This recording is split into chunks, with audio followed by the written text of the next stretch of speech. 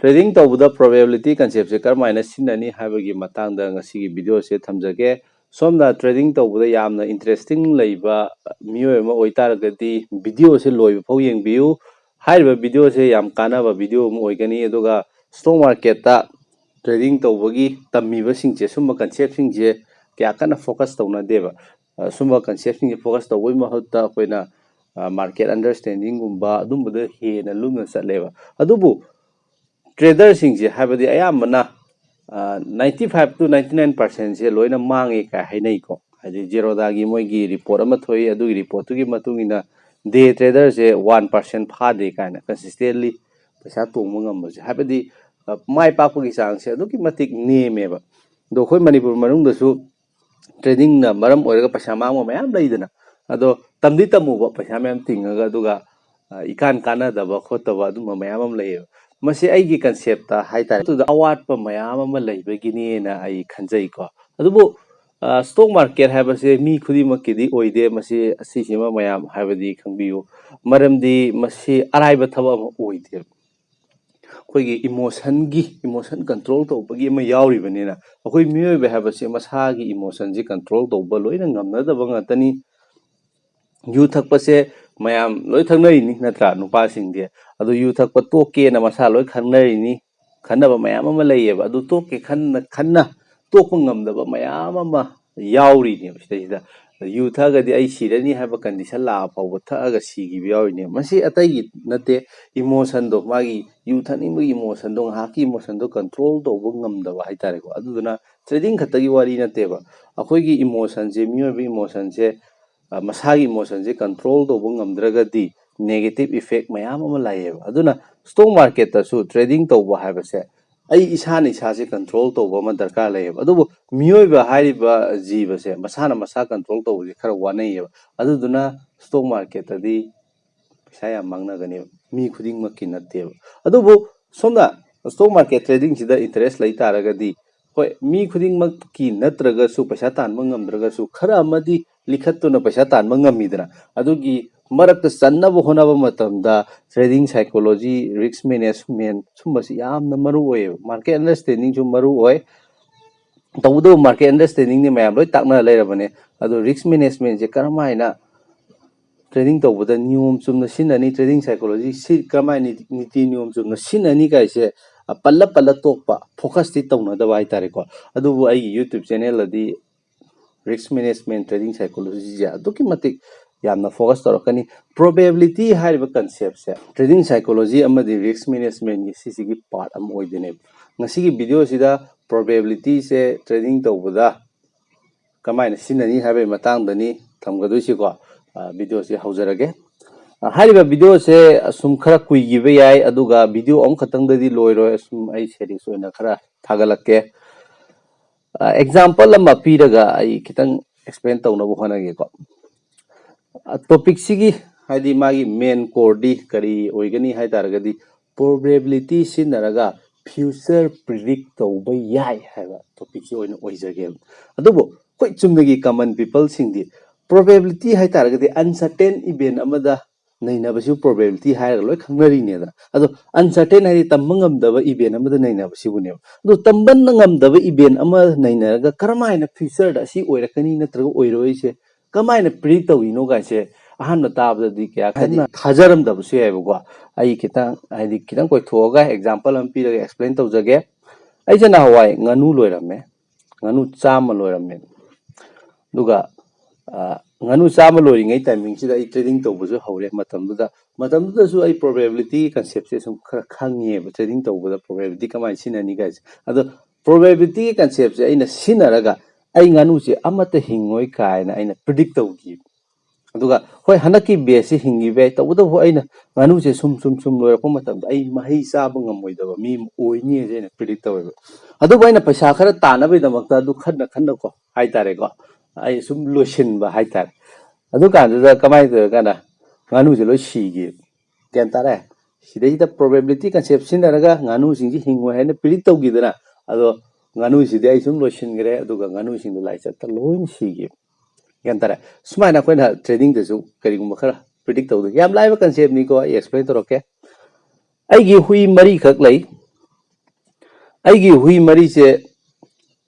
ꯃꯥꯒꯤ ꯃꯣꯏꯒꯤ ꯃꯆꯤꯟꯖꯥꯛꯁꯦ ꯑꯩꯅ ꯀꯩꯅꯣ ꯑꯣꯏꯅ ꯄꯤꯖꯕ ꯍꯥꯏꯇꯥꯔꯦ ꯉꯥꯅꯨꯒꯤ ꯃꯀꯣꯛꯀꯨꯝꯕ ꯑꯗꯒꯤ ꯌꯦꯟꯒꯤ ꯃꯀꯣꯛꯀꯨꯝꯕ ꯉꯥꯅꯨ ꯁꯦꯝꯕ ꯃꯐꯝꯗꯒꯤ ꯂꯧꯕ ꯍꯥꯏꯇꯥꯔꯦ ꯉꯥꯅꯨ ꯁꯦꯝꯕ ꯃꯐꯝꯗꯒꯤ ꯌꯦꯟꯒꯤ ꯃꯀꯣꯛ ꯉꯥꯅꯨꯒꯤ ꯃꯀꯣꯛꯁꯤꯡꯁꯦ ꯅꯨꯡꯇꯤꯒꯤ ꯂꯧꯔꯒ ꯐꯨꯠꯂꯒ ꯃꯣꯏꯗ ꯄꯤꯖꯕꯅꯦꯕ ꯑꯗ ꯉꯥꯅꯨ ꯁꯦꯝꯕ ꯃꯐꯝ ꯍꯥꯏꯕꯁꯦ ꯉꯥꯅꯨ ꯑꯅꯥꯕꯁꯤ ꯁꯦꯝꯅꯩꯌꯦꯕ ꯍꯥꯏꯕꯗꯤ ꯂꯥꯏꯆꯠ ꯂꯥꯛꯄ ꯃꯇꯝꯗ ꯃꯣꯏꯁꯨ ꯍꯥꯏꯗꯤ ꯉꯥꯅꯨꯗꯣ ꯂꯧꯔꯨꯕ ꯃꯇꯝꯗ ꯑꯅꯥꯕ ꯄꯣꯠꯁꯤ ꯁꯨꯝ ꯁꯦꯝꯅꯩꯌꯦꯕ ꯄ꯭ꯔꯣꯕꯦꯕꯤꯂꯤꯇꯤ ꯀꯟꯁꯦꯞꯅꯤꯀꯣ ꯁꯤꯅ ꯑꯩꯁꯦ ꯈꯔ ꯃꯨꯟꯅ ꯇꯥꯕꯤꯌꯨ ꯈꯤꯇꯪ ꯂꯨꯈꯤꯕ ꯌꯥꯏ ꯑꯗ ꯑꯩꯅ ꯄꯨꯔꯛꯏꯗꯤ ꯅꯨꯡꯇꯤꯒꯤ ꯑꯌꯨꯛꯁꯨ ꯅꯨꯡꯗꯥꯡꯁꯨ ꯅꯣꯡꯃꯗ ꯑꯅꯤꯔꯛ ꯄꯨꯔꯛꯏꯅꯦꯕ ꯑꯗ ꯆꯍꯤꯒꯤ ꯗꯇꯥ ꯈꯤꯇꯪ ꯑꯦꯅꯥꯂꯥꯏꯁ ꯇꯧꯔ ꯌꯦꯡꯁꯤ ꯗꯇꯥ ꯑꯦꯅꯥꯂꯥꯏꯁ ꯇꯧꯕ ꯃꯇꯝꯗ ꯆꯍꯤ ꯑꯃꯗ ꯂꯥꯏꯆꯠ ꯂꯥꯛꯄ ꯍꯥꯏꯕꯁꯦ ꯑꯁꯨꯝ ꯂꯥꯛꯇꯅ ꯂꯩꯔꯦꯕ ꯍꯥꯏꯗꯤ ꯃꯃꯥꯡꯒꯤ ꯍꯤꯁꯇ꯭ꯔꯤꯁꯤꯡꯗꯣ ꯑꯦꯅꯥꯂꯥꯏꯁ ꯇꯧꯕꯗ ꯃꯃꯥꯡ ꯆꯍꯤꯗꯁꯨ ꯉꯥꯅꯨ ꯂꯥꯏꯆꯠ ꯂꯥꯛꯈꯤ ꯑꯗꯨꯒꯤ ꯃꯃꯥꯡꯗꯁꯨ ꯂꯥꯏꯆꯠ ꯂꯥꯛꯈꯤ ꯂꯥꯏꯆꯠꯁꯦ ꯁꯨꯝ ꯂꯥꯛꯇꯅ ꯂꯩꯔꯦꯕꯀꯣ ꯑꯗꯨꯒ ꯂꯥꯏꯆꯠ ꯂꯥꯛꯑ ꯃꯇꯨꯡꯁꯤꯗ ꯉꯥꯅꯨ ꯁꯦꯝꯕ ꯗꯨꯀꯥꯟ ꯑꯃꯅ ꯑꯅꯥꯕ ꯉꯥꯅꯨ ꯁꯦꯝꯕ ꯍꯥꯏꯁꯦ ꯁꯤ ꯑꯣꯏꯊꯣꯛꯏ ꯒ꯭ꯌꯥꯟ ꯇꯥꯔꯦꯀꯣ ꯑꯗꯨꯒ ꯑꯩꯅ ꯅꯨꯡꯇꯤꯒꯤ ꯉꯥꯅꯨ ꯃꯀꯣꯛ ꯌꯦꯟ ꯃꯀꯣꯛ ꯄꯨꯔꯛꯏꯅꯤ ꯍꯥꯏꯔꯤꯕ ꯉꯥꯅꯨ ꯃꯀꯣꯛ ꯌꯦꯟ ꯃꯀꯣꯛ ꯄꯨꯔꯛꯏꯁꯤꯗ ꯉꯁꯤ ꯑꯅꯥꯕ ꯉꯥꯅꯨꯒꯤ ꯃꯀꯣꯛ ꯅꯠꯇ꯭ꯔꯒ ꯑꯅꯥꯕ ꯉꯥꯅꯨꯒꯤ ꯍꯥꯏꯇꯥꯔꯦ ꯃꯀꯣꯛꯁꯤꯡꯗ ꯚꯥꯏꯔꯁ ꯌꯥꯎꯔꯝꯗꯣꯏꯅꯦꯕ ꯏ ꯅꯥꯏꯗꯨꯗꯀꯣ ꯑꯗꯣ ꯉꯁꯤ ꯑꯩꯅ ꯄꯨꯔꯛꯄꯁꯤꯗ ꯚꯥꯏꯔꯁ ꯌꯥꯎꯒꯗ꯭ꯔꯥ ꯍꯥꯏꯕꯗꯤ ꯑꯩ ꯈꯪꯗꯦꯕ ꯇꯧꯕꯇꯕꯨ ꯑꯩꯅ ꯅꯨꯡꯇꯤꯒꯤ ꯁꯨꯝ ꯄꯨꯔꯛꯄ ꯃꯇꯝꯗ ꯅꯣꯡꯃ ꯅꯠꯇ꯭ꯔ ꯅꯣꯡꯃꯗꯤ ꯚꯥꯏꯔꯁ ꯌꯥꯎꯕ ꯉꯥꯅꯨ ꯑꯩ ꯄꯨꯁꯤꯜꯂꯛꯀꯅꯦꯕ ꯑꯩꯒꯤ ꯃꯐꯝꯁꯤꯗ ꯀꯣ ꯑꯩꯅ ꯚꯥꯏꯔꯁ ꯌꯥꯎꯕ ꯉꯥꯅꯨ ꯄꯨꯁꯤꯜꯂꯛ ꯇꯥꯔꯒꯗꯤ ꯉꯥꯅꯨꯗꯣ ꯑꯩꯅ ꯐꯨꯠꯂ ꯃꯇꯨꯡꯗ ꯑꯩꯅꯕꯨꯗꯤ ꯆꯦꯛꯁꯤꯜꯂꯤꯅꯦꯅ ꯆꯦꯛꯁꯤꯜꯂꯝꯕ ꯌꯥꯏ ꯇꯧꯕꯇꯕꯨ ꯆꯦꯛꯁꯤꯟꯗꯕ ꯅꯨꯃꯤꯠ ꯑꯃꯗ ꯉꯥꯅꯨꯗꯣ ꯍꯨꯏꯒꯤ ꯐꯨꯠꯂ ꯃꯇꯨꯡꯗ ꯉꯥꯅꯨꯒꯤ ꯃꯆꯤꯟꯖꯥꯛ ꯊꯥꯕ ꯆꯪꯉꯨꯕ ꯃꯇꯝꯗ ꯍꯥꯏꯔꯤꯕ ꯚꯥꯏꯔꯁꯇꯣ ꯃꯆꯤꯟꯖꯥꯛꯇꯨ ꯌꯥꯎꯈꯤꯕꯒꯤ ꯄ꯭ꯔꯣꯕꯦꯕꯤꯂꯤꯇꯤꯁꯨ ꯑꯣꯏꯊꯣꯛꯑꯦꯕ ꯒ꯭ꯌꯥꯟ ꯇꯥꯔꯅꯤꯀꯣ ꯁꯤ ꯀꯟꯁꯦꯞꯁꯦ ꯑꯗꯣ ꯁꯤꯗꯩꯁꯤꯗ ꯑꯩꯈꯣꯏꯅ ꯈꯪꯕ ꯌꯥꯕ ꯑꯃꯗꯤ ꯑꯩ ꯉꯁꯤ ꯍꯥꯏꯔꯤꯕ ꯉꯥꯅꯨ ꯃꯀꯣꯛ ꯌꯦꯟ ꯃꯀꯣꯛꯁꯦ ꯄꯨꯔꯛꯑꯦ ꯑꯗꯨꯕꯨ ꯉꯁꯤꯁꯦ ꯚꯥꯏꯔꯁꯇꯣ ꯌꯥꯎꯔꯝꯒꯗ꯭ꯔꯥ ꯌꯥꯎꯔꯝꯃꯣꯏꯗ꯭ꯔꯥ ꯍꯥꯏꯕꯗꯤ ꯍꯥꯏꯕ ꯉꯝꯗꯦ ꯉꯁꯤ ꯍꯥꯏꯕ ꯁꯨꯡꯉꯝ ꯉꯝꯗꯦꯕ ꯉꯁꯤꯁꯤꯗꯗꯤ ꯑꯩ ꯄ꯭ꯔꯤꯗꯤꯛ ꯇꯧꯕ ꯉꯝꯗꯦꯕ ꯉꯁꯤ ꯄꯨꯔꯛꯏꯕ ꯉꯥꯅꯨ ꯃꯀꯣꯛ ꯌꯦꯟ ꯃꯀꯣꯛꯁꯤꯅ ꯃꯔꯝ ꯑꯣꯏꯔꯒ ꯑꯗꯨꯒꯤ ꯚꯥꯏꯔꯁꯇꯨꯅ ꯑꯩꯒꯤ ꯉꯥꯅꯨꯁꯤꯡꯗꯨ ꯅꯥꯍꯜꯂꯒ ꯂꯣꯏꯅ ꯁꯤꯒꯅꯤꯗꯤ ꯍꯥꯏꯕ ꯉꯝꯗꯦꯕ ꯑꯗꯨꯕꯨ ꯑꯩꯅ ꯀꯔꯤꯒꯨꯝꯕ ꯂꯥꯔꯖ ꯅꯝꯕꯔꯗ ꯄꯨꯔꯛ ꯇꯥꯔꯕ ꯂꯥꯔꯖ ꯅꯝꯕꯔ ꯍꯥꯏꯗꯤ ꯉꯁꯤꯁꯨ ꯄꯨꯔꯛꯄ ꯍꯌꯦꯡꯁꯨ ꯄꯨꯔꯛꯄ ꯍꯪꯆꯤꯠꯁꯨ ꯄꯨꯔꯛꯄ ꯁꯨꯝ ꯇꯣꯏꯅ ꯆꯍꯤꯁꯤꯗ ꯁꯨꯝ ꯄꯨꯔꯛꯄ ꯇꯥꯔꯒꯗꯤ ꯅꯣꯡꯃ ꯅꯠꯇ ꯅꯣꯡꯃꯗꯤ ꯍꯥꯏꯔꯤꯕ ꯑꯩꯈꯣꯏꯒꯤ ꯉꯥꯅꯨ ꯑꯅꯥꯕ ꯚꯥꯏꯔꯁ ꯌꯥꯎꯕ ꯍꯥꯏꯇꯥꯔꯦ ꯑꯗꯨꯒꯤ ꯉꯥꯅꯨꯗꯣ ꯑꯩ ꯄꯨꯔꯛꯀꯅꯦꯕ ꯉꯥꯅꯨꯒꯤ ꯃꯀꯣꯛ ꯍꯥꯏꯇꯥꯔꯦ ꯉꯥꯅꯨ ꯑꯩꯅ ꯂꯩꯔꯤꯕ ꯃꯐꯝꯁꯦ ꯉꯥꯅꯨꯁꯨ ꯁꯦꯝꯃꯤ ꯌꯦꯟꯁꯨ ꯁꯦꯝꯃꯦꯕ ꯑꯩꯈꯣꯏ ꯁ꯭ꯋꯥꯏꯗꯤ ꯂꯣꯏꯅ ꯉꯥꯅꯨꯁꯨ ꯂꯣꯏ ꯁꯦꯝꯅꯩꯌꯦꯕꯀꯣ ꯂꯣꯏꯅ ꯌꯥꯅꯔꯒ ꯑꯗꯨꯗꯨꯅ ꯄꯨꯔꯛꯀꯅꯤ ꯅꯣꯡꯃꯇ ꯅꯣꯡꯃꯗꯤ ꯄꯨꯁꯤꯜꯂꯛꯀꯅꯤ ꯍꯥꯏꯕꯁꯦ ꯃꯁꯤ ꯑꯣꯏꯊꯣꯛꯑ ꯂꯩꯔꯛꯄꯅꯦꯕ ꯃꯁꯤ ꯀꯔꯤꯗꯒꯤ ꯈꯪꯉꯦ ꯀꯅ ꯗꯇꯥ ꯑꯦꯅꯥꯂꯥꯏꯁꯤꯁꯇꯒꯤ ꯈꯪꯉꯦ ꯃꯔꯝꯗꯤ ꯆꯍꯤ ꯈꯨꯗꯤꯡꯒꯤ ꯉꯥꯅꯨ ꯂꯥꯏꯆꯠ ꯍꯥꯏꯁꯦ ꯂꯥꯛꯇꯨꯅ ꯂꯩꯔꯕꯅꯦ ꯑꯗꯨꯒꯤ ꯃꯊꯛꯇ ꯉꯥꯅꯨ ꯂꯥꯏꯆꯠꯄꯨ ꯂꯥꯛꯇꯥꯔꯒꯗꯤ ꯉꯥꯅꯨ ꯁꯦꯝꯕ ꯗꯨꯀꯥꯟ ꯑꯃꯅ ꯉꯥꯅꯨ ꯌꯦꯟ ꯁꯦꯝꯕ ꯗꯨꯀꯥꯟ ꯑꯃꯅ ꯑꯅꯥꯕ ꯉꯥꯅꯨ ꯁꯦꯝꯕ ꯍꯥꯏꯕꯁꯦ ꯑꯁꯤ ꯑꯣꯏꯊꯣꯛꯏ ꯑꯅꯥꯕ ꯉꯥꯅꯨ ꯁꯦꯝ ꯇꯥꯔꯒꯗꯤ ꯑꯗꯨꯒꯤ ꯃꯀꯣꯛꯇꯣ ꯑꯩꯒꯤꯗꯃꯛꯇ ꯈꯥꯛꯄꯤꯔꯝꯃꯅꯤ ꯑꯗꯣ ꯑꯩꯅ ꯄꯨꯔꯒ ꯍꯥꯏꯔꯤꯕ ꯃꯀꯣꯛꯇꯣ ꯄꯨ ꯂꯥꯛꯑꯅꯤꯀꯣ ꯑꯗꯨ ꯑꯣꯏ ꯇꯥꯔꯒꯗꯤ ꯉꯁꯤ ꯃꯍꯤꯛꯇꯣ ꯌꯥꯎꯔꯝꯒꯗ꯭ꯔꯥ ꯍꯌꯦꯡ ꯌꯥꯎꯔꯝꯒꯗ꯭ꯔꯥ ꯈꯪꯗꯦ ꯑꯗꯨꯕꯨ ꯅꯣꯡꯃ ꯅꯠꯇ꯭ꯔ ꯅꯣꯡꯃꯗꯤ ꯄꯨꯔ ꯂꯥꯛꯑꯅꯤ ꯑꯗꯨꯒꯤ ꯄꯨꯔ ꯂꯥꯛꯄ ꯃꯇꯝꯁꯤꯗ ꯆꯥꯅꯔꯨꯕꯗꯒꯤ ꯑꯩꯅ ꯉꯥꯅꯨ ꯃꯆꯤꯟꯖꯥꯛ ꯊꯥꯕ ꯃꯇꯝꯗ ꯑꯗꯨꯒꯤ ꯍꯥꯏꯇꯥꯔꯦ ꯏ ꯅꯥꯏꯗꯣ ꯈꯤꯇꯪ ꯌꯥꯎꯔꯨꯕ ꯃꯇꯝꯗ ꯑꯩ ꯉꯥꯅꯨꯁꯦ ꯂꯣꯏꯅ ꯁꯤꯅꯤꯅ ꯁꯨꯃꯥꯏꯅ ꯑꯩꯅ ꯄ꯭ꯔꯤꯗꯤꯛ ꯇꯧꯕꯅꯦ ꯑꯗꯨꯒ ꯍꯥꯏꯔꯤꯕ ꯄ꯭ꯔꯤꯗꯤꯛ ꯇꯧꯔꯤꯁꯦ ꯑꯣꯏꯊꯣꯔꯛꯑꯦꯕ ꯒ꯭ꯌꯥꯟ ꯇꯥꯔꯦ ꯑꯗꯨꯗꯨꯅ ꯃꯔꯝ ꯑꯣꯏꯔꯒ ꯉꯥꯅꯨꯗꯣ ꯂꯣꯏ ꯁꯤꯈꯤ ꯑꯗꯨꯒ ꯑꯩ ꯑꯗꯨꯒꯤ ꯃꯇꯨꯡꯗ ꯑꯩ ꯉꯥꯅꯨ ꯁꯨꯡꯂꯣꯏ ꯂꯣꯏꯈꯤꯗꯦꯕ ꯃꯔꯝꯗꯤ ꯀꯩꯒꯤꯅꯣ ꯀꯥꯟꯗ ꯑꯩꯅ ꯄ꯭ꯔꯣꯕꯦꯕꯤꯂꯤꯇꯤ ꯀꯟꯁꯦꯞꯁꯦ ꯁꯤꯖꯤꯟꯅꯕ ꯃꯇꯝꯗ ꯑꯩꯉꯣꯟꯗ ꯑꯣꯏꯔꯔꯣꯏꯗꯕ ꯑꯗꯣ ꯑꯩꯉꯣꯟꯗ ꯉꯥꯅꯨ ꯂꯣꯏꯒꯦ ꯍꯥꯏꯇꯥꯔꯒꯗꯤ ꯀꯟꯗꯤꯁꯟ ꯈꯔꯗꯤ ꯏꯟꯕ ꯑꯃ ꯗꯔꯀꯥꯔ ꯂꯩ ꯑꯗꯨꯒꯤ ꯀꯟꯗꯤꯁꯟꯗꯨ ꯏꯟꯗ꯭ꯔꯒꯗꯤ ꯑꯩ ꯂꯣꯏꯕ ꯉꯝꯃꯣꯏꯗ꯭ꯔꯕ ꯑꯗꯨꯅ ꯍꯥꯏꯔꯤꯕ ꯀꯟꯗꯤꯁꯟꯁꯤꯡꯗꯨ ꯏꯟꯕ ꯉꯝꯃꯣꯏꯗꯕ ꯅꯝꯕꯔ 1 ꯑꯩ ꯍꯨꯏ ꯂꯣꯏꯗ ꯇꯥꯕ ꯅꯝꯕꯔ 2 ꯍꯨꯏ ꯂꯣꯏ ꯇꯥꯔꯒꯁꯨ ꯑꯩꯈꯣꯏꯒꯤ ꯉꯥꯅꯨ ꯃꯀꯣꯛ ꯌꯦꯟ ꯃꯀꯣꯛꯁꯦ ꯄꯨꯔꯛꯇ ꯇꯥꯕ ꯅꯝꯕꯔ 3 ꯍꯥꯏꯗꯤ ꯅꯝꯕꯔ 3 ꯑꯩꯅ ꯃꯆꯤꯟꯖꯥꯛꯁꯦ ꯍꯨꯏꯒꯤ ꯃꯆꯤꯟꯖꯥꯛ ꯑꯣꯏꯅ ꯂꯩꯔꯒ ꯄꯤꯖ ꯇꯥꯕ ꯉꯥꯅꯨ ꯌꯦꯟ ꯄꯤꯖꯗꯕꯤꯗ ꯀꯣ ꯁꯨꯝꯕ ꯀꯟꯗꯤꯁꯟ ꯑꯃ ꯅꯝꯕꯔ 4 ꯑꯩ ꯌꯥꯝ ꯀꯟꯅ ꯆꯦꯛꯁꯤꯟ ꯇꯥꯕ ꯑꯗꯨꯒꯤ ꯀꯟꯅ ꯆꯦꯛꯁꯤꯟꯕꯗ ꯑꯩ ꯉꯝꯃꯣꯏ ꯑꯩ ꯀꯟꯅ ꯆꯦꯛꯁꯤꯟꯕ ꯃꯤ ꯅꯠꯇꯦꯕ ꯑꯗꯨꯅ ꯑꯁꯨꯝ ꯌꯥꯔꯛꯇꯦꯕꯀꯣ ꯑꯗꯣ ꯍꯥꯏꯔꯤꯕ ꯀꯟꯗꯤꯁꯟꯁꯤꯡꯗꯣ ꯑꯩꯅ ꯉꯝꯃꯣꯏꯗꯕꯅꯤꯅ ꯑꯗꯨꯒꯤ ꯃꯇꯨꯡꯗꯒꯤ ꯑꯩ ꯉꯥꯅꯨ ꯂꯣꯏꯈꯤꯗ꯭ꯔꯦꯕ ꯇ꯭ꯔꯦꯅꯤꯡꯗ ꯄꯨꯁꯤꯜꯂꯛꯑꯁꯤ ꯍꯥꯏꯔꯤꯕ ꯄꯣꯠꯁꯤꯗ ꯇ꯭ꯔꯦꯅꯤꯡꯗ ꯄꯨꯁꯤꯜꯂꯛꯇ꯭ꯔꯤꯉꯩꯗ ꯄꯣꯏꯟ ꯑꯅꯤꯈꯛ ꯁꯤꯗꯒꯤ ꯑꯩꯈꯣꯏꯅ ꯈꯪꯁꯤ ꯄ꯭ꯔꯣꯕꯦꯕꯤꯂꯤꯇꯤꯒꯤ ꯀꯟꯁꯦꯞꯁꯦ ꯁꯤꯖꯤꯟꯅꯔꯒ ꯑꯩꯅ ꯍꯥꯏꯔꯤꯕ ꯃꯀꯣꯛꯇꯣ ꯄꯨꯔꯛꯄ ꯃꯇꯝꯗ ꯑꯩꯅ ꯄꯨꯔꯛꯏꯕ ꯃꯀꯣꯛꯇꯨꯅ ꯃꯔꯝ ꯑꯣꯏꯔꯒ ꯉꯁꯤꯁꯦ ꯉꯥꯅꯨꯁꯦ ꯂꯣꯏꯅ ꯁꯤꯒꯗ꯭ꯔꯥ ꯁꯤꯔꯣꯏꯗ꯭ꯔꯥ ꯍꯥꯏꯕꯗꯤ ꯍꯥꯏꯕ ꯉꯝꯗꯦ ꯁꯤꯁꯤꯃ ꯍꯥꯏꯈ꯭ꯔꯦꯀꯣ ꯍꯥꯏꯕꯗꯤ ꯂꯣ ꯅꯝꯕꯔ ꯍꯥꯏꯗꯤ ꯉꯁꯤ ꯄꯨꯔꯛꯄ ꯍꯌꯦꯡ ꯄꯨꯔꯛꯄ ꯅꯣꯡ ꯅꯤꯅꯤꯁꯤꯀꯣ ꯂꯣ ꯅꯝꯕꯔꯁꯤꯗ ꯀꯔꯤ ꯑꯣꯏꯔꯛꯀꯅꯤ ꯍꯥꯏꯕꯗꯤ ꯄ꯭ꯔꯣꯕꯦꯕꯤꯂꯤꯇꯤ ꯀꯟꯁꯦꯞꯁꯤꯗꯀꯣ ꯂꯣ ꯅꯝꯕꯔꯗꯗꯤ ꯀꯔꯤ ꯑꯣꯏꯔꯛꯀꯅꯤ ꯍꯥꯏꯕꯁꯦ ꯑꯩꯈꯣꯏꯅ ꯄ꯭ꯔꯤꯗꯤꯛ ꯇꯧꯕ ꯁꯨꯡꯉꯝ ꯉꯝꯗꯦ ꯂꯣ ꯁꯦꯝꯄꯜ ꯁꯥꯏꯖꯇꯗꯤ ꯑꯗꯨꯕꯨ ꯀꯔꯤꯒꯨꯝꯕ ꯂꯥꯔꯖ ꯅꯝꯕꯔꯗ ꯍꯥꯏꯔꯤꯕ ꯏꯚꯦꯟꯗꯨ ꯇꯧꯔꯛꯑꯕ ꯑꯗꯨ ꯑꯣꯏꯇꯥꯔꯒꯗꯤ ꯐ꯭ꯌꯨꯆꯔꯗ ꯀꯔꯤ ꯑꯣꯏꯔꯛꯀꯅꯤ ꯀ ꯍꯥꯏꯕꯁꯦ ꯁꯤꯒꯤ ꯄ꯭ꯔꯤꯗꯤꯛ ꯇꯧꯕꯒꯤ ꯃꯥꯒꯤ ꯄꯣꯁꯤꯕꯤꯂꯤꯇꯤꯁꯦ ꯑꯗꯨꯛꯀꯤ ꯃꯇꯤꯛ ꯋꯥꯡꯉꯦ ꯀꯣ ꯂꯥꯔꯖ ꯅꯝꯕꯔꯗ ꯄꯨꯁꯤꯜꯂꯛ ꯇꯥꯔꯒꯗꯤ ꯅꯣꯡꯃ ꯅꯠꯇ꯭ꯔꯒ ꯅꯣꯡꯃꯗꯤ ꯑꯗꯨ ꯄꯨꯁꯤꯜꯂꯛꯄ ꯑꯩ ꯍꯧꯅꯕꯅꯤ ꯑꯗꯨ ꯑꯩꯒꯤ ꯆꯦꯛꯁꯤꯟꯗꯕ ꯃꯑꯣꯡ ꯃꯇꯧꯁꯤꯒ ꯄꯥꯔꯨꯔꯒꯗꯤ ꯑꯁꯨꯝ ꯉꯥꯅꯨ ꯃꯆꯤꯟꯖꯥꯛ ꯊꯥꯛꯈꯤꯅꯤ ꯍꯥꯏꯁꯦ ꯍꯧꯅꯕꯅꯦꯕ ꯑꯗꯨꯅ ꯂꯥꯔꯖ ꯅꯝꯕꯔꯗ ꯑꯩꯅ ꯄꯨꯁꯤꯜꯂꯛ ꯇꯥꯔꯒꯗꯤ ꯐ꯭ꯌꯨꯆꯔꯗ ꯀꯔꯤ ꯑꯣꯏꯔꯛꯄ ꯌꯥꯏ ꯍꯥꯏꯁꯦ ꯄ꯭ꯔꯤꯗꯤꯛ ꯇꯧꯕ ꯌꯥꯕ ꯑꯃꯈꯛ ꯂꯩꯔꯦ ꯇ꯭ꯔꯦꯗꯤꯡꯗ ꯄꯨꯁꯤꯜꯂꯛꯑꯁꯤ ꯑꯩꯈꯣꯏꯅ ꯇ꯭ꯔꯦꯗ ꯇꯧꯕ ꯃꯇꯝꯗ ꯑꯩꯈꯣꯏꯒꯤ ꯋꯤꯟ ꯔꯦꯠ ꯍꯥꯏꯅ ꯑꯃ ꯂꯩꯗꯣꯏꯅꯤ ꯀꯣ ꯋꯤꯟ ꯔꯦꯠꯁꯦ 50% ꯍꯥꯏꯔꯁꯦꯀꯣ ꯁꯤ ꯄꯨꯁꯤꯜꯂꯛꯇ꯭ꯔꯤꯉꯩꯗ ꯑꯩ ꯀꯩꯅꯣꯝꯇꯪꯒ ꯄ꯭ꯔꯤꯗꯤꯛ ꯇꯧꯔꯝꯒꯦꯀꯣ ꯑꯗꯣ ꯀꯅꯥꯒꯨꯝꯕ ꯃꯤ ꯑꯃꯀꯣ ꯃꯥꯒꯤ ꯇ꯭ꯔꯦꯗꯤꯡ ꯈꯨꯇꯧ ꯃꯥꯒꯤ ꯔꯤस्क ꯃꯦꯅꯦꯖꯃꯦꯟ ꯀꯣ ꯃꯥꯒꯤ ꯏꯃꯣꯁꯟꯒꯤ ꯃꯥꯒꯤ ꯃꯑꯣꯡ ꯃꯇꯧ ꯑꯗꯨꯗꯣ ꯍꯥꯏꯐꯦꯠ ꯌꯦꯡꯉꯒꯀꯣ ꯈꯤꯇꯪ ꯗꯇꯥꯁꯤꯡꯗꯣ ꯑꯦꯅꯥꯂꯥꯏꯁ ꯇꯧꯔꯒ ꯃꯃꯥꯡꯗ ꯃꯥꯅ ꯀꯔꯝꯍꯥꯏꯅ ꯇ꯭ꯔꯦꯗ ꯇꯧꯈꯤ ꯍꯥꯏꯕꯒꯤ ꯃꯥꯒꯤ ꯍꯤꯁꯇ꯭ꯔꯤꯗꯣ ꯈꯤꯇꯪ ꯌꯦꯡꯉꯒ ꯑꯩꯈꯣꯏꯅ ꯍꯥꯏꯔꯤꯕ ꯃꯤꯁꯦ ꯇ꯭ꯔꯦꯗꯤꯡ ꯇꯧꯕꯗ ꯑꯣꯏꯒꯅꯤ ꯅꯠꯇ꯭ꯔꯒ ꯑꯣꯏꯔꯣꯏ ꯍꯥꯏꯕꯁꯤꯁꯨ ꯄ꯭ꯔꯤꯗꯤꯛ ꯇꯧꯕ ꯌꯥꯏ ꯃꯔꯝꯗꯤ ꯇ꯭ꯔꯦꯗ ꯑꯃꯗ 10%ꯒꯤ ꯃꯌꯥ ꯍꯦꯛꯇ ꯔꯤस्क ꯂꯧꯔꯦꯅ ꯈꯜꯂꯣ ꯇꯣꯡꯕꯗꯅ ꯄꯩꯁꯥ ꯈꯤꯇꯪ ꯇꯣꯡꯉꯛꯄꯗ ꯀꯛꯄ ꯈꯨꯗꯝ ꯑꯣꯏꯅ ꯍꯥꯏꯔꯕꯗ ꯂꯨꯄꯥ 2,000 ꯈꯛ ꯇꯣꯡꯉꯛꯄ ꯃꯇꯝꯗ ꯀꯛꯊꯠꯄ ꯍꯥꯏꯗꯤ ꯇꯣꯡꯉꯤꯉꯩꯗ ꯂꯧꯍꯧꯔꯒꯦꯅꯀꯣ ꯇꯥꯔꯒꯦꯠ ꯃꯌꯥꯝ ꯊꯝ ꯇꯥꯔꯒꯁꯨ ꯑꯗꯨꯒ ꯃꯥꯡꯕꯗꯅ ꯁꯨꯝ ꯃꯥꯡꯉꯛꯄꯗ ꯁꯨꯝ ꯊꯝꯕ ꯂꯨꯄꯥ 10,000ꯒ ꯃꯥꯡꯕ ꯑꯦꯚꯔꯦꯖꯇ ꯇꯣꯡꯕꯗꯅ 2,000ꯒ ꯇꯣꯡꯕ ꯑꯗꯨꯒꯤ ꯃꯑꯣꯡꯗ ꯇ꯭ꯔꯦꯗ ꯇꯧ ꯇꯥꯔꯕ ꯍꯥꯏꯔꯤꯕ ꯃꯤꯗꯣ ꯑꯗꯒꯤ ꯔꯤस्कꯀꯁꯦ ꯇꯈꯠꯇꯅ ꯂꯧꯔꯒ ꯇ꯭ꯔꯦꯗ ꯇꯧ ꯇꯥꯔꯕ ꯑꯗꯨ ꯑꯣꯏꯇꯥꯔꯒꯗꯤ ꯄ꯭ꯔꯣꯕꯦꯕꯤꯂꯤꯇꯤ ꯀꯟꯁꯦꯞ ꯁꯤꯖꯤꯟꯅꯔꯒ ꯑꯩꯈꯣꯏꯅ ꯑꯗꯨꯒꯤ ꯃꯤꯗꯨꯒꯤ ꯑꯦꯀꯥꯎꯟ ꯁꯥꯏꯖꯇꯣ ꯐ꯭ꯌꯨꯆꯔꯗ ꯀꯔꯤ ꯑꯣꯏꯔꯛꯀꯅꯤ ꯍꯥꯏꯕꯁꯦ ꯄ꯭ꯔꯤꯗꯤꯛ ꯇꯧꯕ ꯌꯥꯏ ꯀꯣ ꯈꯨꯗꯝ ꯑꯣꯏꯅ ꯍꯥꯏꯔꯕꯗ ꯑꯗꯨꯒꯤ ꯅꯨꯄꯥꯗꯣ ꯃꯥꯅ ꯇꯧꯔꯤꯕ ꯇ꯭ꯔꯦꯗꯤꯡ ꯈꯨꯇꯧꯗꯣ ꯁꯨꯝ ꯇꯧꯔ ꯆꯠꯂ ꯇꯥꯔꯒꯗꯤ ꯃꯥꯒꯤ ꯑꯦꯀꯥꯎꯟꯗꯣ ꯖꯤꯔꯣ ꯑꯣꯟꯈ꯭ꯔꯅꯦꯕ ꯇꯧꯕꯇꯕꯨ ꯉꯁꯤ ꯄꯨꯂꯞ ꯇꯨꯝꯅꯕ ꯃꯥꯡꯒꯗ꯭ꯔꯥ ꯃꯥꯡꯉꯣꯏꯗ꯭ꯔꯥ ꯍꯥꯏꯕꯗꯤ ꯍꯥꯏꯕ ꯉꯝꯗꯦꯕ ꯂꯣ ꯅꯝꯕꯔꯗꯗꯤ ꯑꯗꯨꯕꯨ ꯃꯥꯅ ꯂꯥꯁ ꯅꯝꯕꯔꯗ ꯑꯗꯨꯒꯤ ꯅꯦꯆꯔꯗꯨꯗ ꯇ꯭ꯔꯦꯗ ꯇꯧꯔꯛꯄ ꯃꯇꯝꯗ ꯃꯥꯏ ꯑꯦꯀꯥꯎꯟꯗꯣ ꯁꯨꯝ ꯁꯨꯡꯁꯣꯏ ꯁꯣꯏꯗꯅ ꯃꯥꯡꯈ꯭ꯔꯅꯤ ꯁꯨꯃꯥꯏꯅ ꯑꯩꯈꯣꯏꯅ ꯍꯥꯏꯕ ꯌꯥꯏ ꯒ꯭ꯌꯥꯟ ꯇꯥꯔꯅꯤꯀꯣ ꯑꯗꯨꯒ ꯑꯩꯒꯤ ꯁ꯭ꯇ꯭ꯔꯦꯇꯦꯖꯤꯁꯦ 50% ꯋꯤꯟ ꯔꯦꯠ ꯑꯣꯏꯔꯦꯅ ꯈꯜꯂꯣꯅꯦ 50% ꯑꯣꯏꯒꯦꯔꯥ 60 ꯑꯣꯏꯒꯦꯔꯥ 70 ꯑꯣꯏꯒꯦꯔꯥ 30 ꯑꯣꯏꯒꯦꯔꯥꯀꯣ ꯂꯣꯏ ꯄꯩꯁꯥ ꯇꯥꯟꯕ ꯌꯥꯏ ꯅꯤꯇꯤ ꯅꯤꯌꯣꯝꯕꯨ ꯂꯣꯏ ꯆꯨꯝ ꯇꯥꯔꯒꯗꯤ 50% ꯋꯤꯟ ꯔꯦꯠ ꯂꯩꯕ ꯁ꯭ꯇ꯭ꯔꯦꯇꯦꯖꯤ ꯑꯃ ꯑꯣꯏꯔꯦꯅ ꯈꯜꯂꯣꯅꯦ ꯑꯗꯣ 50% ꯋꯤꯟ ꯔꯦꯠ ꯂꯩꯕ ꯁ꯭ꯇ꯭ꯔꯦꯇꯦꯖꯤ ꯑꯃ ꯑꯩꯈꯣꯏꯅ ꯌꯥꯔꯦꯅ ꯑꯩꯈꯣꯏꯅ ꯇ꯭ꯔꯦꯗ ꯇꯧꯅꯔꯤꯁꯦ ꯑꯇꯩꯒꯤ ꯅꯠꯇꯦ ꯔꯤꯋꯥꯔꯗꯇꯣ ꯐꯖꯔꯝꯃꯗꯧꯅꯦꯕ ꯔꯤꯋꯥꯔꯗꯇꯨꯅ ꯍꯦꯟꯕꯒꯤ ꯄꯩꯁꯥ ꯂꯦꯝꯕ ꯑꯣꯏꯗꯣꯏꯅꯦꯕ ꯑꯗꯣ ꯔꯤꯋꯥꯔꯗꯀꯤ ꯋꯥꯔꯤꯁꯨ ꯑꯃꯨꯛ ꯇꯣꯛꯑꯁꯤꯀꯣ 50% ꯋꯤꯟ ꯔꯦꯠ ꯂꯩꯕ ꯁ꯭ꯇ꯭ꯔꯦꯇꯦꯖꯤ ꯑꯃ ꯍꯥꯏꯕꯁꯦ ꯑꯩꯈꯣꯏꯅ ꯂꯥꯔꯖ ꯅꯝꯕꯔꯗ ꯇ꯭ꯔꯦꯗ ꯇꯧꯔꯛꯄ ꯃꯇꯝꯗ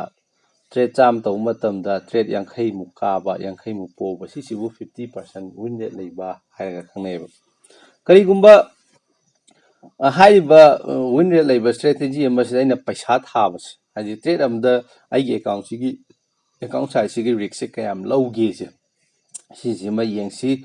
ꯂꯨꯄꯥ 10%ꯒꯤ ꯆꯥꯡꯁꯦ ꯁꯨꯝ ꯂꯧꯔꯦꯅ ꯈꯜꯂꯣꯅꯦ ꯑꯦꯚꯔꯦꯖꯇ ꯍꯥꯏꯕꯗꯤ ꯂꯨꯄꯥ 1,00,000 ꯌꯥꯎꯕꯗ 10,000 ꯃꯥꯡꯍꯟꯕ ꯑꯗꯣ ꯅꯣꯏꯅ ꯇꯥꯕ ꯃꯇꯝꯗ ꯌꯥꯝ ꯌꯥꯝꯃꯜꯂꯦ ꯀꯩ ꯍꯥꯏꯅꯤꯀꯣ ꯑꯩꯕꯨꯗꯤ 1%ꯗꯤ ꯂꯧꯗꯦꯀꯣ ꯑꯗꯨꯕꯨ ꯍꯥꯏꯔꯤꯕ ꯊꯕꯛꯁꯦ ꯌꯥꯝ ꯑꯣꯏꯊꯣꯛꯑꯦꯕ ꯍꯥꯏꯕꯗꯤ ꯑꯩꯈꯣꯏ ꯀꯣꯛ ꯆꯥꯛꯄ ꯇ꯭ꯔꯦꯗꯤꯡ ꯇꯧꯕꯗ ꯀꯣꯛ ꯆꯥꯛꯄ ꯇꯥꯏꯃꯤꯡ ꯑꯃ ꯂꯩꯌꯦꯕ ꯑꯗꯨꯀꯥꯟꯗ 10% 20% ꯍꯥꯏꯁꯦ ꯇꯣꯏ ꯂꯧꯅꯩꯕ ꯁꯣꯝꯁꯨ ꯇ꯭ꯔꯦꯗꯤꯡ ꯇꯧꯕ ꯍꯥꯏꯗꯤ ꯈꯔ ꯁꯨꯝ ꯑꯦꯛꯁꯄꯤꯔꯤꯌꯦꯟꯁ ꯂꯩꯕ ꯑꯣꯏꯇꯥꯔꯒꯗꯤ ꯂꯧꯅꯕ ꯌꯥꯎꯅꯔꯝꯒꯅꯤꯀꯣ ꯂꯧꯅꯕꯅꯤꯀꯣ ꯌꯥꯝꯃꯦ ꯍꯥꯏꯕꯒꯤ ꯋꯥꯅꯤ 10% ꯀꯥꯁꯦ ꯂꯧꯔ ꯇ꯭ꯔꯦꯗ ꯇꯧꯕꯅꯦꯕ ꯑꯗꯨꯕꯨ ꯑꯩꯈꯣꯏꯅ ꯇ꯭ꯔꯦꯗ ꯑꯃꯗ 10% ꯂꯧꯔꯒ ꯇ꯭ꯔꯦꯗ ꯇꯧ ꯇꯥꯔꯗꯤ ꯀꯔꯤ ꯑꯣꯏꯊꯣꯔꯛꯄ ꯌꯥꯏ ꯍꯥꯏꯕꯁꯦ ꯈꯤꯇꯪ ꯌꯦꯡꯁꯤ ꯇ꯭ꯔꯦꯗꯤꯡ ꯁ꯭ꯇ꯭ꯔꯦꯇꯦꯖꯤ ꯑꯃ ꯍꯥꯏꯕꯁꯦ 2ꯔꯛ ꯃꯥꯡꯕ ꯍꯥꯏꯁꯦ ꯁꯨꯝ ꯍꯧꯅꯩ 3ꯔꯛ ꯃꯥꯡꯕꯁꯨ ꯍꯧꯅꯩ 4ꯔꯛ ꯃꯥꯡꯕꯁꯨ ꯍꯧꯅꯩ 5ꯔꯛ ꯃꯥꯡꯕꯁꯨ ꯍꯧꯅꯩ ꯑꯗꯣ ꯔꯣꯗ ꯁꯨꯝ ꯃꯥꯡꯕꯁꯦ ꯍꯧꯅꯩꯌꯦꯕ ꯔꯣꯗ ꯃꯥꯡꯕ ꯅꯠꯇ꯭ꯔꯒꯁꯨ ꯃꯔꯛꯇ ꯑꯃꯒꯨꯝꯕ ꯇꯣꯡꯉꯒꯀꯣ ꯑꯌꯥꯝꯕꯅ ꯌꯦꯡꯕ ꯃꯇꯝꯗ ꯃꯥꯡꯕꯁꯤꯅ ꯍꯦꯟꯕ ꯍꯥꯏꯇꯥꯔꯦ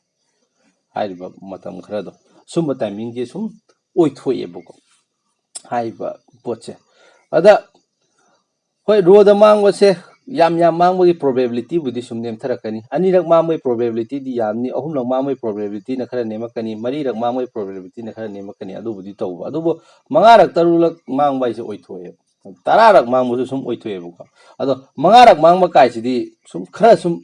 ꯊꯦꯡꯅꯗꯧ ꯂꯩꯔꯕ ꯍꯥꯏꯇꯥꯔꯦꯀꯣ 10ꯔꯛ ꯃꯥꯡꯕꯗꯤꯈꯔ ꯇꯥꯡꯅ ꯊꯣꯛ ꯇꯥꯔꯒꯁꯨ 4ꯔꯛ ꯊꯪꯅ ꯃꯥꯡꯕ 5ꯔꯛ ꯊꯪꯅ ꯃꯥꯡꯕ ꯍꯥꯏꯁꯤꯗꯤ ꯌꯥꯝꯅ ꯑꯣꯏꯊꯣꯛꯄ ꯌꯥꯕ ꯄꯣꯠ ꯑꯃꯅꯦꯕ ꯑꯗꯣ ꯑꯩꯈꯣꯏꯅ ꯇ꯭ꯔꯦꯗ ꯑꯃꯗ 10% ꯃꯨꯛꯀꯤ ꯆꯥꯡꯁꯦ ꯔꯤस्कꯁꯦ ꯆꯥꯎꯅ ꯂꯧꯔꯒ ꯇ꯭ꯔꯦꯗ ꯇꯧ ꯇꯥꯔꯒꯗꯤ ꯀꯃꯥꯏꯅ ꯇꯧꯅꯤ ꯀꯥꯟꯁꯤꯗ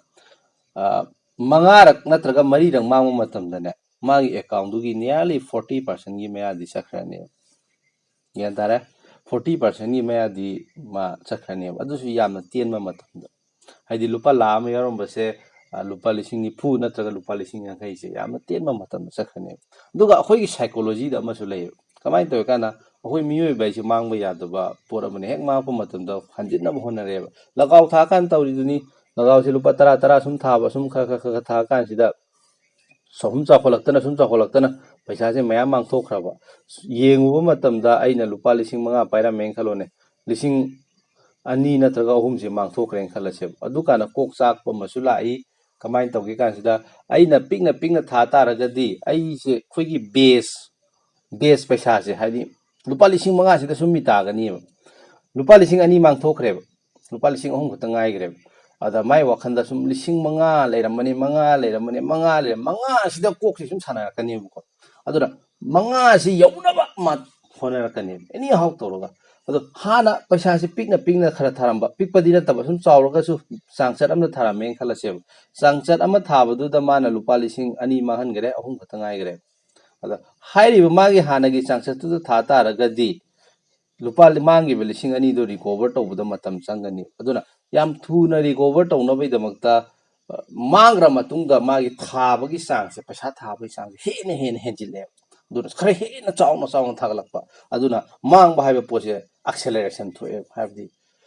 ꯌꯥꯝ ꯊꯨꯒꯠꯂꯛꯄ ꯍꯥꯏꯇꯥꯔꯦꯀꯣ. ꯁꯨꯃꯥꯏꯅ ꯇꯧꯋꯤ. ꯄꯩꯁꯥꯁꯦ ꯁꯨꯝ ꯃꯥꯡꯈ꯭ꯔꯕ. ꯂꯨꯄꯥ 5,000 ꯄꯥꯏꯔꯝꯕꯗꯒꯤ ꯂꯨꯄꯥ 10 ꯄꯥꯏꯔꯝꯕꯗꯒꯤ 5ꯁꯦ ꯃꯥꯡꯈ꯭ꯔꯦꯅ ꯈꯜꯂꯣꯕ. ꯑꯗꯩ ꯂꯥꯏꯃꯟ ꯀꯥꯡꯉꯛꯇꯅꯀꯣ ꯂꯦꯝꯍꯧꯔꯤꯕ 5,000 ꯑꯃꯨꯛꯇꯪꯗ ꯂꯒꯥꯎꯗꯀꯣ ꯑꯃꯨꯛꯇꯪꯗ ꯊꯥꯗꯣꯛꯄ ꯌꯥꯎꯋꯦꯕ. ꯍꯥꯏꯗꯤ ꯃꯥꯅ ꯀꯔꯤꯒꯨꯝꯕ ꯀꯟꯐꯤꯗꯦꯟꯒꯨꯝꯕ ꯈꯔ ꯂꯥꯛꯄ, ꯁꯣꯏꯗ꯭ꯔꯦ ꯀꯥꯏꯅ ꯈꯜꯂꯛꯄ ꯇꯥꯏꯃꯤꯡ ꯑꯃꯗ ꯁꯨꯝꯕꯒꯤ ꯕꯤꯍꯦꯚꯤꯌꯔ ꯑꯃ ꯑꯩꯈꯣꯏꯗ ꯂꯩ. ꯑꯗꯨꯗꯨꯅ ꯇ꯭ꯔꯦꯗꯤꯡ ꯇꯧꯕ ꯃꯇꯝꯗꯁꯨ ꯌꯥꯝꯅ ꯇꯦꯟꯕ ꯃꯇꯝꯗ खर चाव पैसा खर मांग्रे खलसे याम तेन मतमदा लुपा 50,000 मांग्रे खलसे 50,000 से नियरली 50% नेब अदुई तारगदी हाना 10% ने सानरमबदो अदुगी मोंगदो साना तारगदी अमुक लुपा 50,000 अमा तोंबा हाइबसे सुम होलकपा मतमदको हाइदि कितंग याम थुना तोंनिंगबदो थुना मागी कनो पैसादो रिकवर तौबसिना हाना 10% लौरमबदुदि खर मतम खर संगने ने खनबा अदुदुना मरम ओइरगा याम थुना रिकवर तौनबैदमक्ता 10% लौरमबदो लौरा अरोइबा 20% 30% करिगो मतमदा ट्रेड अमदा सोइद्रे कायना खंजबा मतम अमा जॉब लोंग थाजिले अदुदुना पुलप मांगिबा सुमगी केस अमा हे थोय गेंतानी को अदो ngasi टॉपिक सिदी अतै नते अखोइना ट्रेड तौबा मतमदा रिस्क मैनेजमेंट 1% 2% है सिगी नियम सिदा चलिसे अतैगी नतेबको प्रोबेबिलिटी की कंसेप्ट से अखोइना एड तौरइने करिगुम्बा इफ अखोइना 5% 6% 7% 10% है अदुगी हाइबा रिस्क अचौबदो लोइनारगा अखोइना ट्रेड तौबा मतमदा यारोइद्रिबा पैसासे तोंगै फाउदी फै मांगकपा मतमदा यामना तेनबा मतमदा यामना चावो पैसा मांग्रनी मियोइबगी वखलसिदी यामना तेनबा मतमदा वान्स याम चावो पैसा मांगी तादि मकोक चाएबको नोइना ट्रेडिंग तौबा एक्सपीरियंस लैतारगदी खंगमनी अदु एक्सपीरियंस लैतबिदा ट्रेडिंग सुंदौदौदना ताबोइ तारगदी खरा अदि थेंगनद्रिमिने खंगमदबसु याइबको अदुदुना याम तेनबा मतमदा खरा चावो पैसा मांगिबसे हंजिनबो होनबदा रिवेंस तौरपा मतमदा पिकना रिस्क तो लौरकदरा हायरगा हेन लौखलेब अदुदुना हेन दशा ताबगी फिवम अमदा लाय अदुना सुमाइना चाउना रिस्क लौरगा ट्रेड तौबा हाइबसे मसे कुइना चतेब को सुमाइना होइना प्रोबेबिलिटी कंसेप्ट सिनरगा केदौबा तुंगदा सुमाइना पैसा मांगनी खोटकनी हाइबसे होइना प्रिडिक्ट तौबा याय को अदु इफ करिगुम्बा आइना ट्रेड अमदा आइदी उरंगनी आइना ट्रेड तौकाना 1% मुक्तने आइना ट्रेड अमदा रिस्क लौरिसे पोजिशनल गुम्बा बुल कॉल स्प्रेड तगदी 2% गुम्बा लौइको तो इंट्राडे दी 1% दगी हेना रिस्क लौदे 1% खितंग हेलप का यावसु यावे 1.2 काइना अदुदि सुइन हेला रोइबा सि अतैगी नत्ते थांना मंगारक तरुलक मांग बाइसे खो हाउनैय अदुगी मथक्ता आइगी स्ट्रेटजी की विननेस से खरा नेमजै 30% ने को प्रोबेबिलिटी कमाइ सिनगे से येंगासी को ट्रेडिंग दा अदगी अखोइगी अतोपा स्ट्रेटजी अमना 50% खक लै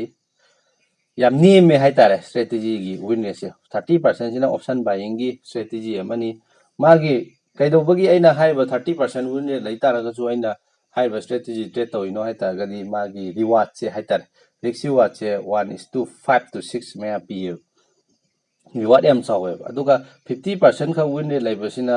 1:2 की मया पीबा हाइतारे रिवार्ड ꯑꯗꯨꯗꯨꯅ ꯑꯩꯈꯣꯏꯅ ꯂꯣꯡ ꯇꯥꯝꯗ ꯂꯥꯔꯖ ꯅꯝꯕꯔꯗ ꯑꯩꯈꯣꯏꯅ ꯇ꯭ꯔꯦꯗ ꯇꯧꯔꯛꯄ ꯃꯇꯝꯗ ꯋꯤꯟ ꯔꯦꯠ ꯅꯦꯝꯖ ꯇꯥꯔꯒꯁꯨ ꯂꯥꯔꯖ ꯅꯝꯕꯔꯗ ꯇ꯭ꯔꯦꯗ ꯇꯧꯔꯀꯥꯟꯗ ꯄꯩꯁꯥ ꯂꯦꯝꯃꯦꯕ ꯑꯗꯨꯒꯤꯗꯃꯛꯇꯅꯦꯕ ꯒ꯭ꯌꯥꯟ ꯇꯥꯕ꯭ꯔꯥ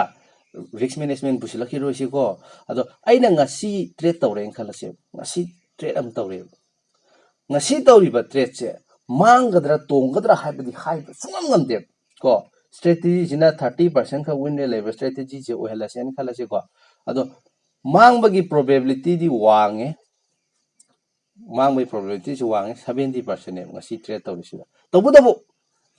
ngasiꯁꯦ ꯃꯥꯡꯒꯗ꯭ꯔꯥ ꯇꯣꯡꯒꯗ꯭ꯔꯥ ꯍꯥꯏꯕꯗꯤ ꯑꯩ ꯍꯥꯏꯕ ꯁꯨꯡꯉꯝ ꯉꯝꯗꯦꯕ ꯀꯣ ꯁꯤ ꯄꯣꯏꯟꯠꯁꯤꯃ ꯋꯥꯈꯜꯗ ꯈꯟꯒꯗꯕ ꯑꯗꯨꯅ ngasiꯁꯦ ꯀꯔꯤꯒꯨꯝꯕ ꯃꯥꯡꯉꯦꯅ ꯈꯜꯂꯁꯦꯕꯀꯣ ꯑꯗꯨꯗꯩꯗ ngasi ꯄꯩꯁꯥ ꯃꯥꯡꯉꯦꯅ ꯃꯊꯥ ꯁꯥꯔꯨꯕꯩ ꯀꯩꯁꯨ ꯕꯦꯔꯥ ꯀꯩꯝ ꯀꯥꯟꯅꯔꯣꯏꯕ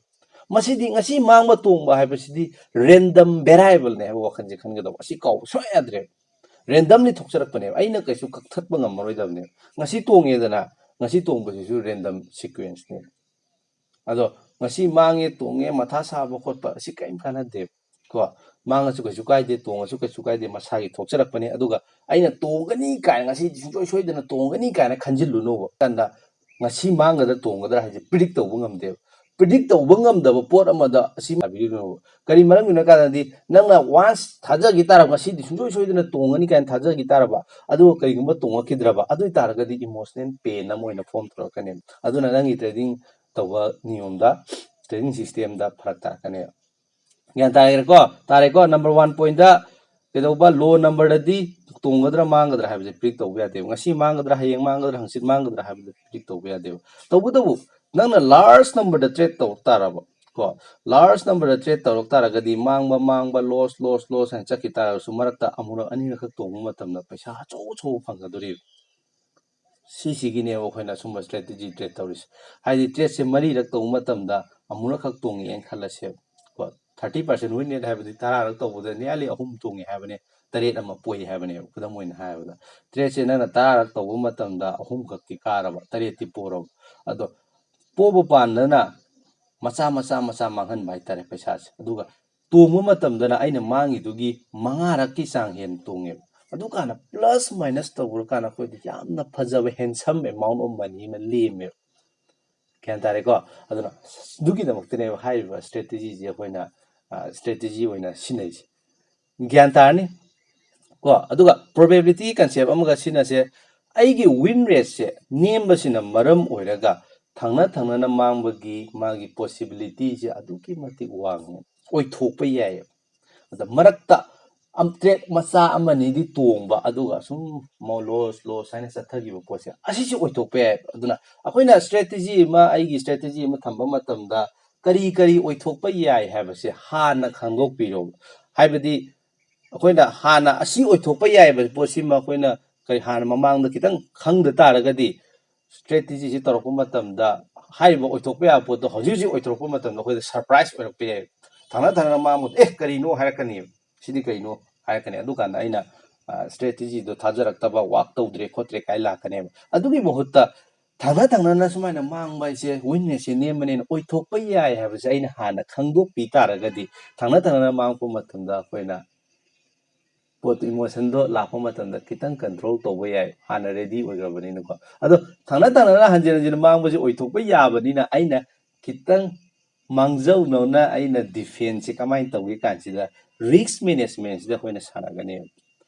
ꯀꯣ ꯑꯩꯒꯤ ꯇ꯭ꯔꯦꯗꯁꯦ ꯂꯣꯁ ꯍꯥꯏꯅ ꯆꯠꯈꯤꯕꯒꯤ ꯄ꯭ꯔꯣꯕꯦꯕꯤꯂꯤꯇꯤꯁꯤ ꯋꯥꯡꯕꯅꯤꯅ ꯇ꯭ꯔꯦꯗ ꯑꯃꯗ ꯑꯩꯈꯣꯏ 0.5%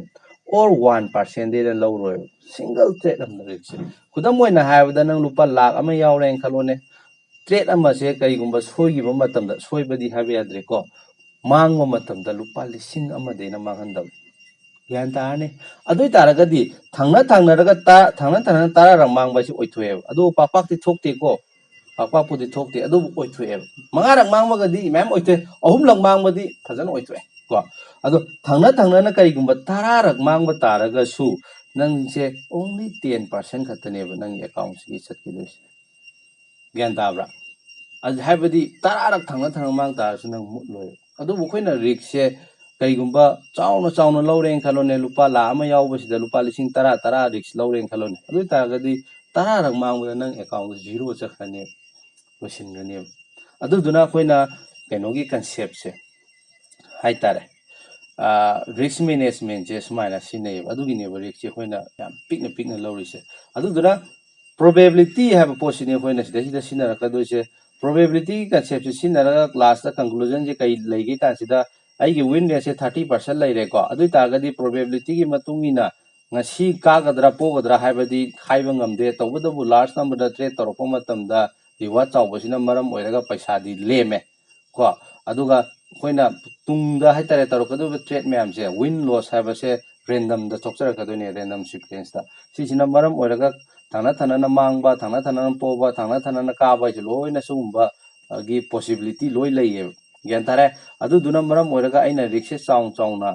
ꯂꯧ ꯇꯥꯔꯒꯗꯤ ꯊꯪꯅ ꯃꯥꯡꯕ ꯍꯥꯏꯔꯤꯕ ꯇꯥꯏꯃꯤꯡꯗꯨꯗ ꯇꯥꯟꯖꯥ ꯆꯥꯅꯔꯨ ꯊꯣꯛ ꯇꯥꯔꯒꯗꯤ ꯑꯩ ꯑꯦꯀꯥꯎꯟꯁꯦ ꯃꯨꯠꯈꯤꯅꯦꯕ ꯀꯣ ꯁꯨꯡꯁꯣꯏ ꯁꯣꯏꯗꯅ ꯃꯨꯠꯈꯤꯅꯦꯕ ꯑꯗꯨꯅ ꯑꯩꯅ ꯇ꯭ꯔꯦꯗ ꯇꯧꯕ ꯃꯇꯝꯗ ꯌꯥꯝ ꯆꯥꯎꯅ ꯔꯤꯛꯁ ꯂꯧꯔꯒ ꯇ꯭ꯔꯦꯗ ꯇꯧꯕ ꯍꯥꯏꯕꯁꯦ ꯂꯥꯁꯇ ꯀꯟꯀ꯭ꯂꯨꯖꯟꯁꯦ ꯀꯃꯥꯏꯅ ꯄ꯭ꯔꯤꯗꯤꯛ ꯇꯧꯕ ꯌꯥꯏ ꯍꯥꯏ ꯇꯥꯔꯒꯗꯤ ꯑꯩꯒꯤ ꯑꯦꯀꯥꯎꯟꯁꯦ ꯅꯣꯡꯃ ꯅꯠꯇ ꯅꯣꯡꯃꯗꯤ ꯁꯨꯡꯁꯣꯏ ꯁꯣꯏꯗꯅ ꯃꯥꯡꯒꯅꯦꯕ ꯑꯗꯨꯕꯨ ꯉꯁꯤ ꯇ꯭ꯔꯦꯗ ꯇꯧꯕꯁꯤꯗꯉꯁꯤ ꯇꯨꯝꯅꯕ ꯃꯥꯡꯈꯤꯗ꯭ꯔꯥ ꯍꯥꯏꯗꯤ ꯑꯩ ꯈꯪꯗꯦ ꯍꯌꯦꯡ ꯃꯥꯡꯒꯗ꯭ꯔꯥ ꯍꯥꯏꯗꯤ ꯈꯪꯗꯦ ꯇꯧꯕꯇꯕꯨ ꯁꯤꯒꯤ ꯃꯑꯣꯡꯁꯤꯗ ꯇ꯭ꯔꯦꯗ ꯇꯧ ꯇꯥꯔꯒꯗꯤ ꯁꯨꯡꯁꯣꯏ ꯁꯣꯏꯗꯅ ꯃꯥꯡꯒꯅꯦꯕ ꯁꯨꯃꯥꯏꯅ ꯄ꯭ꯔꯣꯕꯦꯕꯤꯂꯤꯇꯤ ꯀꯟꯁꯦꯞꯁꯦ ꯁꯤꯖꯤꯟꯅꯔꯒ ꯐ꯭ꯌꯨꯆꯔꯁꯦ ꯄ꯭ꯔꯤꯗꯤꯛ ꯇꯧꯕ ꯌꯥꯏꯕ ꯀꯣ ꯑꯗꯨꯒ ꯑꯩꯅ ꯀꯔꯤꯒꯨꯝꯕ 1% ꯈꯛ ꯔꯤꯛꯁ ꯂꯧꯔꯒ ꯇ꯭ꯔꯦꯗ ꯇꯧ ꯇꯥꯔꯒꯗꯤ ꯅꯣꯡꯃꯗ ꯅꯣꯡꯃꯗꯗꯤ ꯑꯩ ꯄꯩꯁꯥ ꯁꯨꯡꯁꯣꯏ ꯁꯣꯏꯗꯅ ꯂꯦꯡꯕꯅꯦ ꯀꯣ ꯉꯁꯤ ꯄꯩꯁꯥ ꯃꯥꯡꯉꯤꯕ ꯑꯩ ꯈꯪꯗꯦ ꯇꯣꯡꯉꯤꯕ ꯑꯩ ꯈꯪꯗꯦꯕ ꯇꯧꯕꯇꯕꯨ ꯑꯩꯅ ꯂꯥꯔꯖ ꯅꯝꯕꯔꯗ ꯑꯩꯒꯤ ꯅꯤꯇꯤ ꯅꯤꯌꯣꯝꯁꯦ ꯆꯨꯝꯅ ꯇ꯭ꯔꯦꯗ ꯇꯧꯔꯛ ꯇꯥꯔꯒꯗꯤ ꯑꯩ ꯄꯩꯁꯥ ꯑꯆꯧꯕ ꯑꯃ ꯂꯦꯡꯒꯅꯦꯕ ꯀꯣ ꯁꯨꯝꯕꯁꯤꯕꯨ ꯑꯩꯈꯣꯏꯅ ꯕꯦꯛ ꯇꯦꯁ ꯇꯧꯊꯣꯛꯑꯒꯁꯨ ꯈꯪꯅꯩ ꯁ꯭ꯇ꯭ꯔꯦꯇꯦꯖꯤꯁꯤꯡꯁꯦ ꯍꯥꯟꯅ ꯀꯃꯥꯏꯅ ꯄꯔꯐꯣꯔꯝ ꯇꯧꯈꯤꯒꯦ ꯒ꯭ꯌꯥꯟ ꯇꯥꯔꯦ ꯐꯔꯦ ꯃꯊꯪꯒꯤꯗ ꯑꯇꯣꯞꯄ ꯍꯥꯏꯇꯥꯔꯦ ꯄ꯭ꯔꯣꯕꯦꯕꯤꯂꯤꯇꯤꯒꯤ ꯑꯇꯣꯞꯄ ꯚꯤꯗꯤꯑꯣ ꯁꯦꯔꯤꯁ ꯑꯃ ꯄꯨꯖꯔꯛꯀꯦ ꯁꯣꯝꯅ ꯀꯩꯅꯣ ꯇꯧ ꯇꯥꯔꯒꯗꯤ ꯇ꯭ꯔꯦꯗꯔ ꯑꯅꯧꯕ ꯑꯣꯏꯇꯥꯔꯒꯗꯤ ꯃꯁꯤ ꯒ꯭ꯌꯥꯟ ꯇꯥꯔꯝꯗꯕ ꯌꯥꯏ ꯑꯗꯨꯕꯨ ꯇ꯭ꯔꯦꯗꯔ ꯑꯔꯤꯕ ꯄꯩꯁꯥꯒ ꯈꯔ ꯃꯥꯡꯈꯤꯕ ꯑꯣꯏꯇꯥꯔꯒꯗꯤ ꯈꯔ ꯏꯟꯇꯔꯦꯁꯇꯤꯡ ꯑꯣꯏꯒꯗ꯭ꯔꯥ ꯍꯥꯏꯅ ꯈꯜꯂꯦ ꯉꯁꯤꯒꯤꯗꯤ ꯃꯇꯥꯡ ꯑꯁ꯭ꯋꯥꯏꯗ ꯂꯣꯏꯁꯤꯟꯖꯔꯒꯦ